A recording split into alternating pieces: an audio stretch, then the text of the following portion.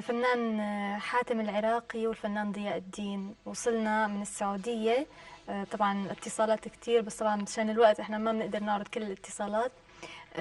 بعض الأخوة بالسعودية طبعا بشكركم على الغناء الجميل. نتمنى لهم كل الخير ان شاء الله والموفقيه. تسلم، شكرا.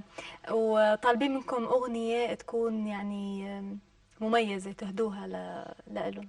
عندنا اغنيه تمنيت يعني حلوه. طيب نسمعها. نسمع.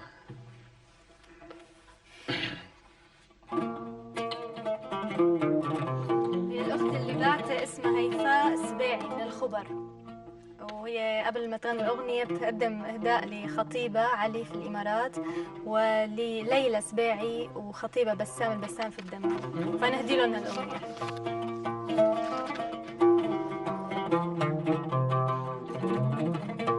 تمنيت تمنيت تمنيت تمنيت انا ويا فد بيت تمنيت تمنيت انا ويا فد بيت تمنيت تمنيت ويظن خذان عنا باعدان ويظن خذان عنا باعدان وطلع كذاب حلم البيت تمنيت تمنيت طلع غلطان حلم البيت تمنيت تمنيت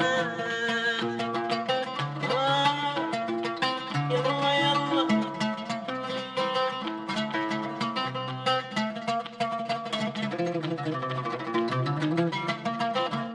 تمنيت يمر بي تمنيت والله بمعاني تمنيت يمر بي تمنيت والله بمعاني تمنيت اعض الشفة عالشف واقول ان يا الف واسف عض الشفة عالشف واقول ان يا الف واسف وقت الضيج عن والفك تخلى تمنيت وقت الضيج عن والفك تخلى تمنيت تمنيت تمنيت تمنيت تمنيت انا ويا فد بيت تمنيت تمنيت انا ويا فد بيت تمنيت تمنيت وايضا خذاني عنها باعداني وايضا خذاني عنها باعداني وطلع كذاب حلم البيت تمنيت تمنيت طلع غلطان حلم البيت تمنيت تمنيت.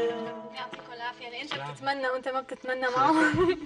لازم أنا أتمنى ويقول لي إيش تتمنى يعني؟ أي لازم بالعكس كمان تعطيه فرصة يتمنى.